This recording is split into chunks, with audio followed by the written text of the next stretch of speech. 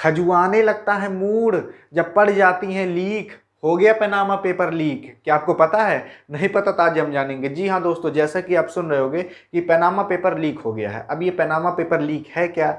और जैसा कि आप सुने होंगे, पनामा पेपर लीक में ऐश्वर्या राय और बच्चन परिवार का भी नाम सामने आया है। तो अब ये पनामा पेपर लीक है क्या, बच्चन परिवार का नाम उसमें क्यों आया है, तो इन सब के बारे में हम जानने वाले हैं। तो देखिए भैया, लेकिन सबसे पहले आप जान लीजिए, जो ऐश्वर्या राय हैं, ऐश्वर्या राय बच्चन को बुलाया गया था ईडी के दफ्तर में इन्वेस्टिगेशन के लिए। ईडी के दफ्तर में ऐश्वर्या राय को इन्वेस्टिगेशन के लिए बुलाया गया था। अब ये ईडी है क्या? तो भैया ईडी का फुल फॉर्म होता है इन्फोर्समेंट डायरेक्टरेट। Enforcement directorate. अब ये इन्फोर्समेंट डायरेक्टरेट का काम क्या होता है? तो इन्फोर्समेंट डायरेक्टरेट का काम होता है जो फाइनेंस से रिलेटेड चीज़ें होती हैं ना, उन पर ध्यान रखना। फाइनेंस मतलब जैसे मनी लॉन्ड्रिंग हो गई, तो उन सब पर ध्यान कौन रखते हैं? यही लोग रखते हैं। फाइनेंस से रिलेटेड कोई इन्वेस्टिगेशन करना है तो कौन करते हैं? यही इन्फोर्समेंट डायरेक्टरेट लोग करते हैं, यानी कि ईडी लोग करते हैं। तो यही इन्फोर्समेंट डायरेक्टरेट लोग ने ही ऐश्वर्या राय को इन्वेस्टिगेशन के लिए अपने दफ्तर में बुलाया था, क्योंकि ऐश्वर्या राय का नाम पनामा पेपर लीक में आया था। अब आप सोचोगे पनामा पेपर लीक क्या है? तो पनामा पेपर लीक क्या है उसको जानते हैं। बहुत से लोग सोच रहे हैं कि ये कौनो पनामा पेपर कौनो एग्जाम होता होगा, उसी का ही पेपर लीक हो गया होगा। तो ये नहीं है भैया। देखिए पनामा पेपर लीक है क्या उसको जानते हैं। ये जो पनामा है ना, पनामा, ये जो पनामा है ये एक अमेरिका की कंट्री है, एक छोटी सी कंट्री है पनामा।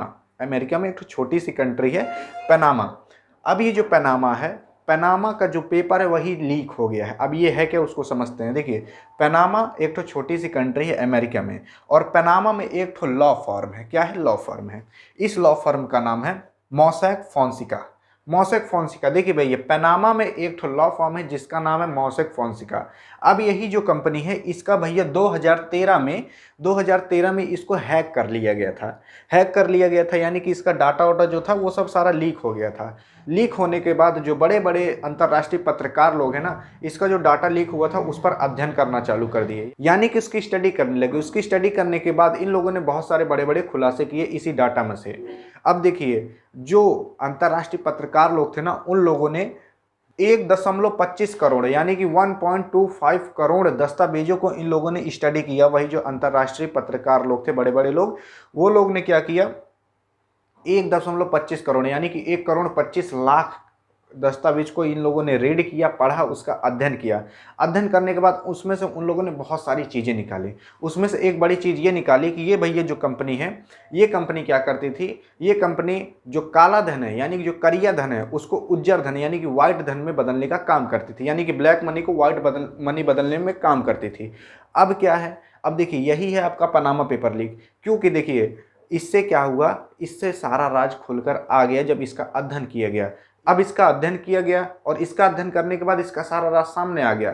तो भैया देखिए, ये जो पेपर था जिसका अध्ययन किया गया, जिस दस्तावेज का अध्ययन किए बड़े बड़े पत्रकार लोग, अंतर्राष्ट्रीय पत्रकार लोग जिस दस्तावेज का अध्ययन किए, वो जो दस्तावेज था वो कहाँ का था? वो पनामा का ही था। यानी कि वो जो कागज वगज था, वो जो पेपर ऊपर था, वो कहाँ का था?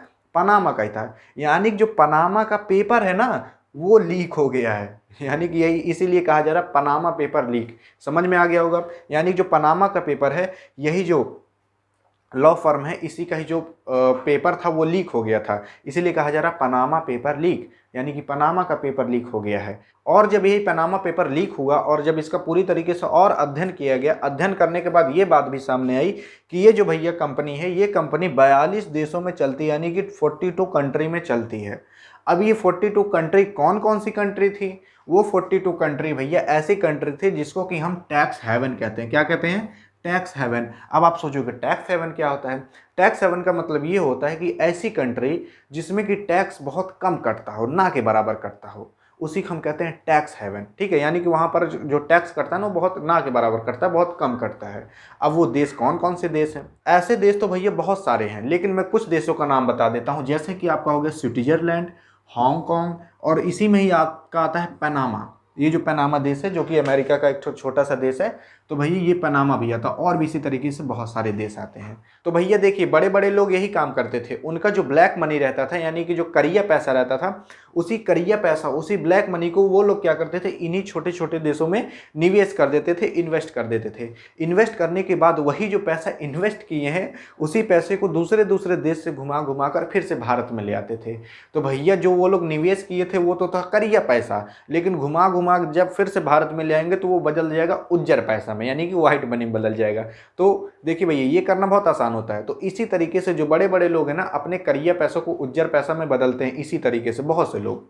ठीक, अभी हम आगे जानेंगे। देखिए भैया बहुत से लोग क्या करते हैं, छोटे छोटे देशों में अपना पैसा निवेश कर देते हैं, अपना ब्लैक मनी निवेश कर देते हैं, इन्वेस्ट कर देते हैं, फिर उसी ब्लैक मनी को घुमा घुमा कर अपने देश में ले आते हैं भारत में। फिर क्या होता है, उन लोग का वो पैसा जो रहता है वो व्हाइट मनी में बदल जाता है। वो लोग इसलिए करते हैं ये काम क्योंकि इन छोटे छोटे देशों में बहुत कम टैक्स कटता है। अभी आप भैया पैसा जमा करने जाओ आपका टैक्स कटेगा, लेकिन इन छोटे छोटे देशों में बहुत ज़्यादा कम टैक्स कटता है, इसलिए वो लोग ऐसा करते हैं टैक्स से बचने के लिए। अब देखिए भैया ये जो कंपनी है, यही जो लॉ फॉर्म है, ये लॉ फॉर्म भी यही काम करता था। बड़े बड़े लोग अपना पैसा इसमें देते थे। ये जो कंपनी रहती थी ये 42 देशों में ऐसी कंपनी और बना देती थी, लेकिन वो जो कंपनी बनाती थी वो कंपनी नकली कंपनी रहती थी, फर्जी कंपनी रहती थी। तो वही पैसा घुमा घुमा कर फिर से वो लोग अपने पास ले आते थे।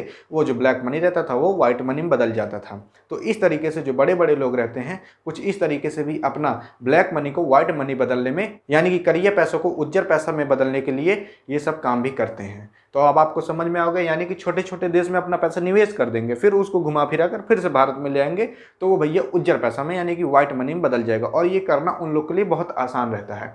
अब बात आती है बड़े बड़े लोग ऐसा करते क्यों हैं। भाई सिंपल सी बात है कि ब्लैक मनी को व्हाइट मनी बदलने के लिए, और दूसरी बात टैक्स से बचने के लिए। और देखिए भैया जब वो लोग यहाँ पर अपना पैसा निवेश करते हैं इन छोटी छोटी कंट्री में ना, तो उनसे भैया उनका जो सोर्स ऑफ रेवेन्यू रहता है ना उसको नहीं पूछा जाता है। क्या किया जाता है, जो इनका सोर्स ऑफ रेवेन्यू रहता है, सोर्स ऑफ रेवेन्यू उसको नहीं पूछा जाता है। सोर्स ऑफ रेवेन्यू का मतलब ये पैसा आप कहाँ से कमाए हो, वो चीज़ इनसे नहीं पूछा जाएगा।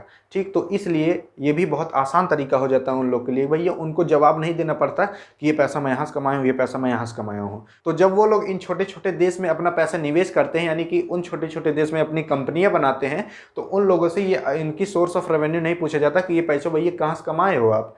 और दूसरी चीज़ ये भी है कि भैया यहाँ पर टैक्स बहुत कम कटता है, टैक्स भी बहुत कम कटता है, टैक्स से भी बचने के लिए करते हैं। और तीसरी चीज़ ये है कि उनका जो पहचान रहती है, जो पैसा भैया निवेश किया, यानी कि जो उसका डायरेक्टर है जो पैसा निवेश कर रहा है, जो कंपनी लगा रहा है, उसकी जो पहचान रहती है उसको भी गोपनीय रखा जाता है।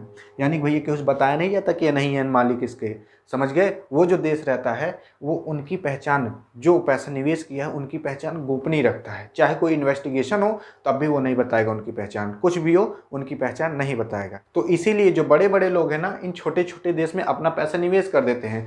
पहली चीज़ तो भैया टैक्स से बचने के लिए, दूसरी चीज़ भैया उनकी सोर्स ऑफ रेवेन्यू नहीं पूछी जाती कहाँ से पैसों कमाए हो, तीसरी चीज़ भैया अपनी पहचान को छुपाने के लिए, अपनी पहचान को गोपनीय रखने के लिए वो लोग क्या करते हैं, ऐसे छोटे छोटे देश में अपना पैसा इन्वेस्ट कर देते हैं, निवेश कर देते हैं। समझ गए। इन्हीं छोटे छोटे देशों में वो लोग अपनी कंपनियां बैठाते हैं जो कि फर्जी कंपनी रहती है। अब वो फर्जी कंपनी रहती है तो उसी से वही पैसा भैया घुमा कर फिर से भारत देश में ले आते हैं, वो व्हाइट मनी में बदल जाता है। ये करना बहुत आसान रहता है। अब बात आती है, मैं बहुत देर से बोल रहा हूँ, काला धन। ठीक है, यानी कि ब्लैक मनी, यानी कि करिया पैसा। अब ये करिया पैसा यानी कि काला धन होता क्या है उसको समझ लेते हैं। देखिए भैया करिया धन उसे कहते हैं, जैसे कि मान लीजिए आप पैसा कमा रहे हो खूब, लेकिन आप टैक्स नहीं भर रहे हो, तो जो वही टैक्स नहीं भर रहे हो ना वही आपका करिया धन है, यानी कि काला धन है। अब सही वो काला काला नहीं होता है। देखिए भैया वही जो आप टैक्स नहीं भर रहे हो ना वही आपका काला धन है। पहले तो ये हो गया। दूसरा ये भी होता है काला धन कि अगर कोई आदमी गलत तरीके से पैसा कमा रहा है, तो भैया जब गलत तरीके से पैसा कमा रहा है यानी कि वो सरकार के नज़र में नहीं है, सरकार उसको इजाज़त नहीं देती कि इस तरीके से आप पैसा कमाओ, तो भैया वो जो पैसा कमाता है ना वो भी कौन सा रहता है, वो भी भैया आपका काला धन रहता है। समझ गए।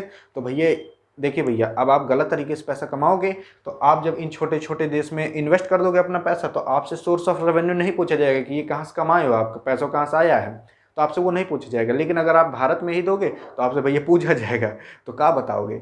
समझ गए। तो ये सोर्स ऑफ रेवेन्यू नहीं पूछा जाता है, पहचान भी गोपनीय रखी जाती है। तो इसलिए वो लोग क्या करते हैं, इन छोटे छोटे देश में अपना पैसा लगा देते हैं और उसी को घुमा फिरा कर फिर से भारत में ले आते हैं, वो व्हाइट मनी में बदल जाता है। अब वो सही व्हाइट नहीं हो जाता है, यानी कि उनके पास तब भैया ये जवाब रहता है कि देखिए भैया ये पैसा मैं यहाँ से कमाया हूँ, यहाँ पर मैं निवेश किया था। समझ गए ना। अब देखिए पनामा पेपर जो है, जो पनामा पेपर है, पनामा पेपर को 2016 में अच्छे से यानी कि पूरी स्टडी इसकी कर ली गई थी, यानी कि 2016 में इसके पूरे खुलासे सामने आ गए थे। और जब 2016 में इसके पूरे खुलासे सामने आया ना, तो दुनिया भर के तमाम लोग का नाम इसमें आया। लेकिन भारत में भैया 500 लोग, कम से कम 500 लोग का नाम सामने आया था। और उन 500 लोगों में से भैया कुछ ऐसे नाम थे जैसे कि भैया था जो पूर्व मुख्यमंत्री हैं, वो लोग भी क्या किए हैं, ये काम किए हैं अपने काले धन को व्हाइट धन में बदलने के लिए, यानी कि उज्जर धन में बदलने के लिए। कई बड़े बड़े लोग, नेता के भी नाम सामने आए थे, एक्टर के भी नाम सामने आए थे। जब भैया एक्टर के नाम सामने आए थे तो आप जान लीजिए उसी में ही बच्चन परिवार का भी नाम सामने आया था। अब जब बच्चन परिवार का नाम सामने आया पनामा पेपर में, तो आप जान लीजिए क्या हुआ होगा।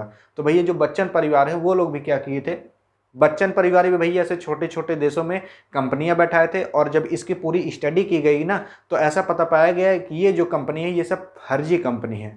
ठीक है, तो इसी पनामा पेपर में बच्चन परिवार का भी नाम सामने आया गया, जिसके कारण ऐश्वर्या राय को इन्वेस्टिगेशन के लिए बुलाया गया था। कौन बुलाया था? ईडी। ईडी का मतलब आप जान गए होंगे, इन्फोर्समेंट डायरेक्टरेट।